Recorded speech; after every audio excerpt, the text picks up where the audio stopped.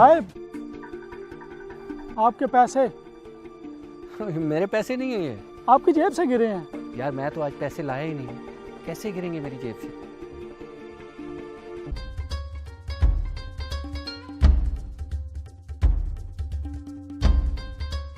Corona virus की वजह से किसी टाइम भी लॉकडाउन हो सकता है। तुम जितना हो सके उतना राशन इकट्ठा कर लो। मैं भी इकट्ठा करने जा रहा हूँ, क्या पता मार्केट में बाद में मिले ना मिले। हाँ हाँ, मुझे पता है घर में राशन नहीं है, बच्चे 2 दिन से भूखे हैं। मैं क्या करूँ, सुबह से बैठा हूँ मजदूरी के लिए, कोई मजदूरी नहीं मिली। ये कोरोना वायरस की वजह से लोग घरों में बैठ गए हैं, जिसकी वजह से मुझे कोई काम नहीं मिल रहा। बस तुम दुआ करो, अल्लाह खैर करे, कोई काम मिल जाए मुझे।